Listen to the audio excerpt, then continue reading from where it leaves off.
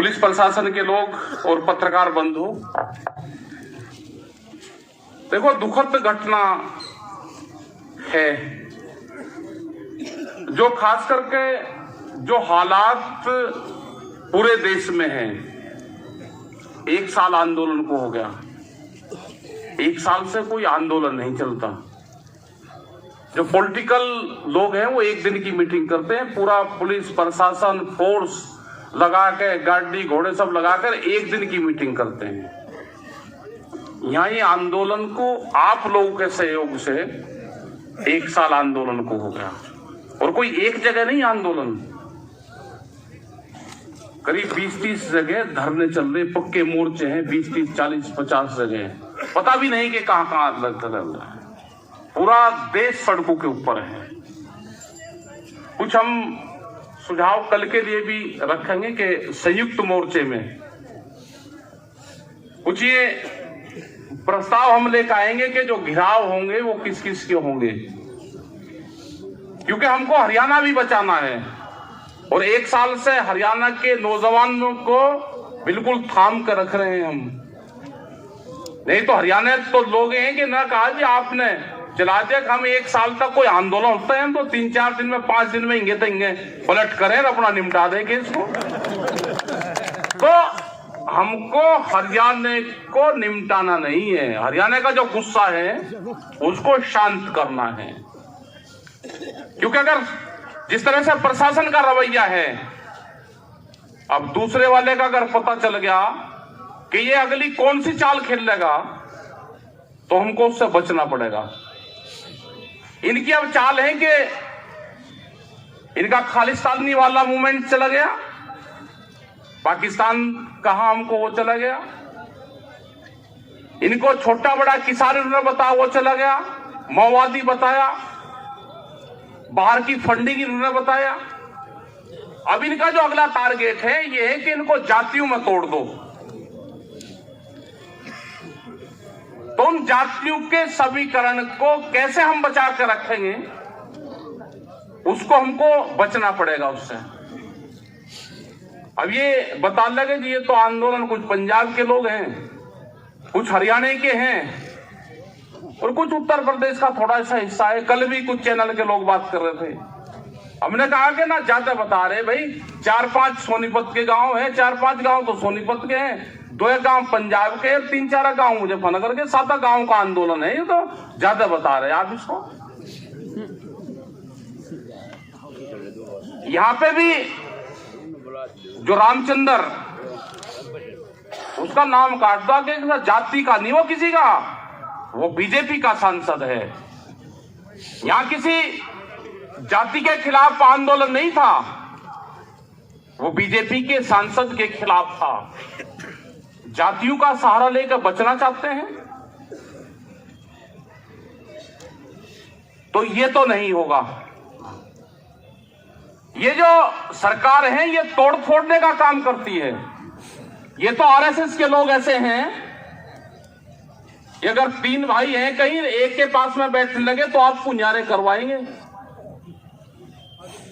हरियाणा में क्या करा इन्होंने, हरियाणा में इन्होंने जाट वर्सेस पे काम करा। ये गुजरात में गए तो पटेल नॉन पटेल पे काम करा। ये महाराष्ट्र के अंदर गए तो मराठा नॉन मराठा पे काम करा। ये उत्तर प्रदेश पे गए तो हिंदू मुसलमान पे काम करा। ये बिहार के अंदर गए तो लालू प्रसाद का परिवार तोड़ा। उन्होंने कहा कि यहाँ पे मजबूत सा परिवार है उत्तर प्रदेश में, मुलायम सिंह वाला, उसके भाई चाचा में उसमें बंटवारा कर दिया। यहाँ पे हरियाणा में आया तो यहाँ पे भी घमासान कर दिया, एक परिवार में तोड़ फोड़ कर दिया, के पीछे किसान लाठी लेकर फिर रहा, दूसरा अपने आप वो करता फिर रहा, तो यहाँ पर तोड़ फोड़ कर रहे। फिर जातियों में आ गए, फिर घरों में घुस गए, फिर महिलाओं को तोड़ दिया। तो इनसे भाई बचना पड़ेगा, इन लोगों से। ये अगर पार्टी जो सरकारें हैं, अगर ये बीजेपी की भी सरकार होती तो भी वो बातचीत करती। ये सरकार है मोदी की, और मोदी की सरकार को चलाती है बड़ी बड़ी कंपनियां। जिन लोगों ने ये पार्टी बनाई थी वे तो मकान के अंदर बंद हैं, उनकी बोलने की हिम्मत नहीं है। अडवाणी जैसे लोग, मुरली मनोहर जैसे लोग जो मंचू पे साथ आते थे, स्वदेशी की बात करते थे, बहुत ज्ञानी आदमी थे, लेकिन बोलने की हिम्मत नहीं है और अपने ही फैसलों को चुनौती दे रहे हैं। ये 2011 में जब नरेंद्र मोदी गुजरात के मुख्यमंत्री थे, उस टाइम पे एक फाइनेंशियल कमेटी बनी थी जो मुख्यमंत्रियों की कमेटी थी। उस कमेटी में एक प्रस्ताव था कि एमएसपी पे गारंटी कानून बनना चाहिए। ये उसके अध्यक्ष थे कमेटी के। वो कमेटी ने प्रस्ताव दिए, उस टाइम के प्रधानमंत्री मनमोहन सिंह के पास में वो प्रस्ताव गया। वो प्रस्ताव आज भी रखा हुआ है, उन्होंने नहीं करा, एमएसपी पे गारंटी कानून नहीं बनाया। इसके बाद में ये काले कानून, ये 2012 में उस टाइम की जो कांग्रेस की सरकार थी, वो एक काले कानून लेकर आई थी। इन्हीं के लोग, सुषमा स्वराज, कई इन्हीं के मेंबर पार्लियामेंट, उन्होंने स्पीच दी लोकसभा में भी, लोकसभा में, राज्यसभा में। अरुण जेटली, उन्होंने कहा कि ये काले कानून हैं जो ये सरकार लेकर आई है, इन कानूनों को वापसी होना चाहिए। जो खरीद करता है मंडी में आड़ती, वो किसान का एटीएम है, रात को भी पैसे चाहिए तो ले लेते हैं। उनके बयान है पूरे। हमारी समझ में ये नहीं आया कि 2012 में जो कानून काले थे, वे 8 साल में कानून सफेद कैसे हुए। 2020 में यही जब इनकी सरकार आ गई तो उसी कानूनों को लेकर आए, तो 8 साल के उसमें वो रंग उनका सफेद कैसे हुआ। या तो उस टाइम पे वे सफेद कानून थे, या आज वे काले कानून हैं। इन्होंने कहा कि ये एमएसपी पे न कानून बना रही वो वाली सरकार, और गलत तरीके के कानून लेकर आई, यह सरकार खराब है, इसको बदलना पड़ेगा। ये मन छुपाए पूरा देश लगा, वह गवर्नमेंट को गिराया गया। आज फिर ये आगे हम इनको कह रहे कि भाई अपने ही कानून को आप लागू कर दो। भाई एमएसपी गारंटी कानून आपकी फाइल है, उसको लागू कर दो। उन्होंने कहा जी पहले वाली ने लागू नहीं करा। भाई पहले वाले ने लागू नहीं करा, वो चली गई सरकार, अब तो आप हो। और जो कानून 2012 में काले थे, वे 2020 में सफेद कैसे हुए, इनके पास में कोई जवाब नहीं है। ये पूरी दुनिया में, यहां नहीं, बहुत कंट्री में ये पूरी दुनिया में अनाज पे अपना अधिकार जमाना चाहते हैं। ये भूख के ऊपर व्यापार करना चाहते हैं। ये रोटी को तिजोरी में बंद करना चाहते हैं। आज कह रहे कि उत्तर प्रदेश में इलेक्शन है तो अप्रैल तक हम अनाज फ्री देंगे। उसके बाद में क्या होगा, क्योंकि अप्रैल तक उनकी वोट चाहिए। जो केएफसी और मैकडोनाल्ड कंपनी का नाम बहुत ने सुना होगा, जो यूथ है हमारे, वो बचा हुआ भोजन जब शाम को क्लोजिंग होता है उनका 8 और 9 बजे, वो जो बचा हुआ भोजन है वो अपने कर्मचारी को भी नहीं देते। वो डस्टबिन में, कचरे के डब्बे में उसको डालते हैं। अगर 2 गुलाब जामुन के पीस बच गए, अगर उसका बिलिंग होगी तो उसका कर्मचारी खा सकता है जो उसको बांटता है पूरा दिन। अगर उसका बिल नहीं कटा तो कचरे के डब्बे में जाएगा, उसको खाने के लिए नहीं देना चाहते। इसीलिए रोटियों पर, अनाज पे अपना अधिकार जमाना चाहते हैं। और ये एक नहीं है, ये कानून और भी है। दूध की भी एक पॉलिसी आ रही, इन्होंने कहा कि बाहर की जो कंपनी आएगी वो 20 रुपया लीटर दूध गांव में बेचेंगे, कोल्ड ड्रिंक की तरह 22 रुपया लीटर। अगर 22 रुपये लीटर ये बाहर का दूध आपके गांव में बेच देंगे तो अपने पशु का क्या होगा, वो तो गया। टर्की एक देश है, उसमें एक भी पशु नहीं है, आज सब खत्म हो गया। यही बिजली अमेंडमेंट बिल में है कि जिसके पास में 2 पशु होंगे तो कॉमर्शियल कनेक्शन लेना पड़ेगा। मध्य प्रदेश की पूरी बिजली प्राइवेट कर दी। तो ये पूरा एक दूसरे से जुड़ा हुआ पूरा सर्किल है। इनका लास्टली टारगेट ये है कि ये जमीन इनको चाहिए, ये जमीन पे नजर है इनकी। आपने केसीसी बहुत लोगों ने ले रखा होगा, जो बड़ी बड़ी बाहर की कंपनियां हैं वे आ रही, वे कहेंगे जी हम जितना भी केसीसी ले रखे हैं हम आपके पैसे दे देते हैं बैंक को, और ये केसीसी की जो रिकवरी करने का अधिकार है वो हमको दे दो। आपके घर पे फिर प्राइवेट लोग जाएंगे कि पैसे दे दो, आप पे पैसे नहीं होंगे, वो कहेंगे जी जमीन दे दो। तो जमीन कैसे छीनने जाएगी, पूरा प्लान इनका बना हुआ है। ये आंदोलन ना चलता तो बहुत देश अब तक बेच दिया इन्होंने होता। पुलिस के लोग, इनको भी इतनी पता, अभी नए थाने और खुलेंगे, उसके लिए अभी जगह तलाश कर लेना। अभी महिलाओं के थाने खुले, फिर बिजली के थाने खुलेंगे, अब नए थाने खुलेंगे, बीच पुलिस बनेगी। सीड एक्ट जो आ रहा है उसमें बीज के थाने खुलेंगे। आपने अपने खेत में कौन सा बीज बोया है वो तलाश करेंगे। एक कंपनी के लोग कहेंगे जिसने मेरा बीज चुरा के बोया, या तो आप रसीद दिखाइए कहां से खरीदा। आपने अगर किसी पड़ोसी से खरीद कर किसी से बो दिया, उसका अधिकार होगा कि बीज पे कंपनियों का अधिकार होगा। थाने खुलेंगे, सजा और जुर्माना दोनों है उस पे। तो जमीन तो जानी। अरे भाई जो भगत लोग हैं, इनके प्रशासन के लोग भी होंगे। 10 साल पुरानी गाड़ियां, ट्रैक्टर, जनरेटर, पंपिंग सेट आप कुछ नहीं चला सकते। जो भगत लोग हैं भाई, जो ये करते हैं कि नहीं नहीं हमारे लिए तो वही देवी देवताएं हैं, यही जो पार्टी है यही है हमारी पूजनीय है, तो भाई अपना जो 10 साल पुराना ट्रैक्टर है वो जरा खड़ा कर दो बस। जो पंपिंग सेट है जिससे धान की वो कर रहा, वो अपना खड़ा कर दो। कानून को मानना है। ये कानून आ गया है कि 10 साल पुराना ट्रैक्टर, पंपिंग सेट, जनरेटर, कोई भी डीजल से चलने वाला वाहन 10 साल पुराना नहीं चलेगा। इनके यहाँ पे भी ऑफिस में भी खड़े होंगे, फायर ब्रिगेड की गाड़ी खड़ी होगी 32 साल पुरानी पाओगी। इनसे भी जरा पूछ ले करो, क्योंकि पूछताछ कम करो, आप लाठी ज्यादा रखो, पूछताछ करा करो इनसे। एक भी पुलिस की गाड़ी का इंश्योरेंस नहीं पाएगा। ये पुलिस वाले भी भाई ध्यान से सुन लो, एक भी गाड़ी का इंश्योरेंस नहीं पाएगा आपकी। आप जो भागो और काटे चलान, या तो आप भी ठीक काम कर लो, हम आपकी भी लड़ाई लड़ रहे, क्योंकि कोई शहर से गुस्सा नहीं आ रहा कोर्टियों का, सारे गांव के ही परिवार के लोग हैं। और सैनिक बल जो 22-22 हजार रुपए में नौकरी कर रहा है, पेंशन खत्म होती जा रही है आप लोगों की भी। तो ये मजदूर की भी लड़ाई है, ये जो कर्मचारी है उसकी भी लड़ाई है। ये लड़ाई लंबी चलेगी, और लंबी लड़ाई जो भी चलती है वो शांति से चलती है।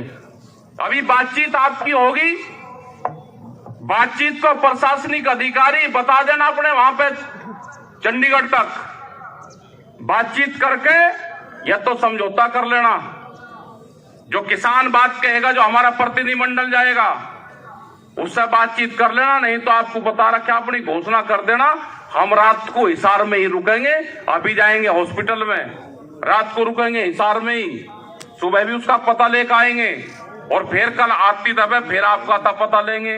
अगर बात नहीं बनेगी तो फिर आपका आता पता लेंगे। अपना जो घोषणा करनी, घोषणा करेंगे, हमारे अध्यक्ष जी घोषणा करेंगे उस बातचीत के बाद।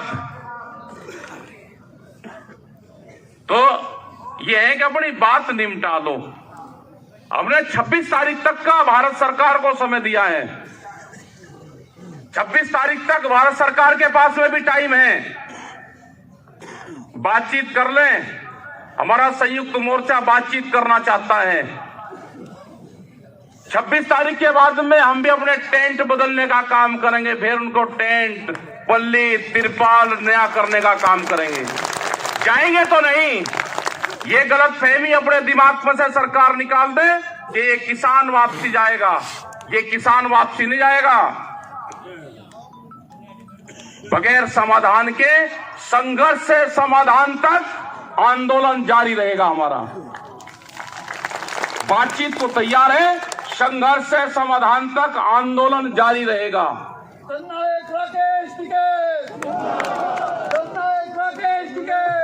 तो आप बातचीत करो शांति से। हमने एक गेम आंक रहा था पहले, एक नोकिया का छोटा सा फोन आवा था, उसमें एक गेम था, एक सांप सीढ़ी का, उस पर नंबर थे। अगर उसे 6, 7 पर 8 पे चलावते तो जल्दी टकरा जाता। अगर उसे 4 और 5 पे चलावते तो उसमें नंबर ज्यादा बने थे। तो ये है कि भाई टेम्परेचर जो हाई है किसान का, क्योंकि 200 से तो किसान का टेम्परेचर शुरू हो, तो अपना शांति से काम करो आप।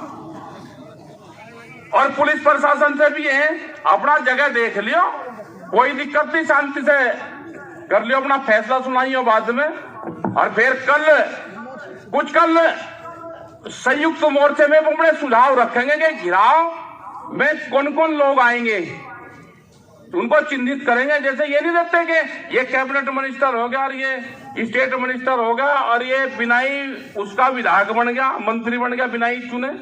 तो ऐसे ही घिराव और काले झंडे किस किस को दिखाने वो डिफाइन कर लेंगे पूरा। यूपी में तो एक कंपटीशन कर दिया, उन्होंने कहा कि जहां पर मुख्यमंत्री की दिन की मीटिंग होगी उससे 10 गुना मीटिंग करेंगे उसी फील्ड में। अमरोहा में मीटिंग थी, 7,000 आदमी उसके इकट्ठे हुए। नंबर भेज रहा हूं। अपने उन्होंने तय कर दिया कि भाई 8 दिन बाद में इससे मीटिंग ज्यादा करेंगे। तो ऐसा कंपटीशन हुआ कि वो तो बारिश होगी नहीं तो 1.5 लाख आदमी इकट्ठा होता, और बारिश होने के बावजूद, मीटिंग कैंसिल करने के बावजूद करीब 250 ट्रैक्टर आए वहां पे और नाच कूद गए, क्योंकि खाना बना के जाए वही बारिश में ही चले गए। अगली मीटिंग फिर रखी, करीब 60,000 लोग आए वहां पे अमरोहा में। अभी कैराना में आज मुख्यमंत्री की मीटिंग हो रही, हमने कहा भाई काले झंडे मत दिखाओ, वो पीएससी की कुछ घोषणा करने आ रहा, वहां पे मीटिंग रखो अपनी 8 दिन बाद की। तो ऐसा कंपटीशन लगा कि जहां मुख्यमंत्री आ रहा उससे 20-20 गुना भीड़ इकट्ठी हो रही।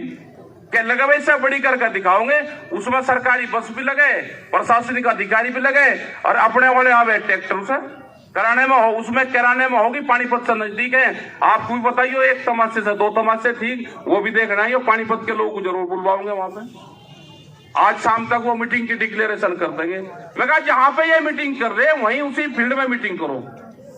तो देखो इनको जनता तो इनको वोट दे नहीं रही उत्तर प्रदेश में, लेकिन ये तो धोखेबाज बहुत है, जालसाज है, धोखेबाज है, जाली लोग हैं। इन्होंने पूरे दुनिया देश के संस्थानों पे कब्जा कर लिया, कोई कोर्ट कचहरी बोलने को तैयार है ही नहीं। फैसले गलत सलत हुआ है, उन्हें एक गोल पट्टा राज्यसभा का और दिखा दे, वो जाके फिर वहां चले जा, 2 साल लोग को फैसले करवावे, फिर राज्यसभा दे दे। जांच होगी सबकी भाई, जांच सबकी होनी। जो गलत सलत कोई फैसले किसी भी उसका करेगा। अजय टैनी यहाँ के प्रशासनिक अधिकारी समझ लेना, अजय टैनी गृह राज्य मंत्री, उसी के क्षेत्र में, उसी के थाने में, लखीमपुर में 120B का मुलजिम बना है वो, उसकी रिपोर्ट दर्ज हुई है 120B पे। उसका लड़का 302 का मुकदमा है, जेल में है अभी भी। मतलब इतना डरने की कहां जरूरत है? प्रशासनिक अधिकारी को डरने की जरूरत नहीं है। अगर किसी ने गलत काम करा है तो रिपोर्ट दर्ज करो उसके खिलाफ। और भाई रिपोर्ट दर्ज नहीं करोगे तो आंदोलन झेल लो, प्रसाद तो लेना पड़ेगा। जाओगे भाई तो प्रसाद तो लोगे। तो अपना फैसला कर गाओ, डरने की घबराने की जरूरत नहीं, शांति से आगे का फैसला जब कर आएंगे वो कमेटी बताएगी। जो 5 लोगों को जिनको चलना, हम एक बार डॉक्टर से हिसार से भी मिल लें, हम यहीं रहे, रात को बुलाओगे हम फिर आ जाएंगे, रात को हम यहीं रुकेंगे, पूरे हालातों का जायजा लेके। संयुक्त मोर्चे ने कहा कि रात को वहीं रुकना, कल फिर सुबह ही निकलते ये, अगर आप यहाँ रुकोगे तो निकलते ही आएंगे, नहीं तो टोल पे जाएंगे और कल फिर यहाँ से वापसी जाएंगे। रात को यही है। जो 5 लोग हैं, आप जोन जोन को कहाँ जाना आप बातचीत करके और अपना ड्यूटी लगाओ, जिसको जहाँ जाना वो जाएगा। और जो हमारी माताएं बहनें हैं भाई, इनको तो अपना, क्योंकि टाइम भी हो जाता है इनका, धार और उसका इनको जान दो। हाँ और क्या। धन्यवाद जी। जय हिंद, जय भारत, जय हरियाणा।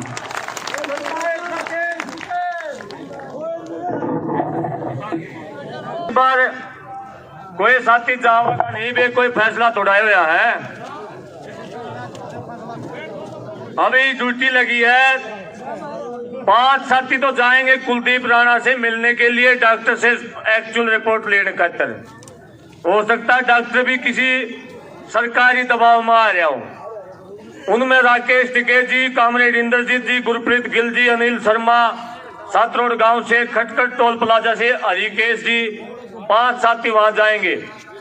और लगभग 16 साथी सबने चर्चा करके दिए हैं मेरे को। 16 साथी अंदर बातचीत के लिए जाएंगे, जिसमें सतबीर पहलवान खटखट टोल प्लाजा से। मैं जिसका नाम लेता रहूं वो एक बार एक साइड खड़े होंगे रहो। रणबीर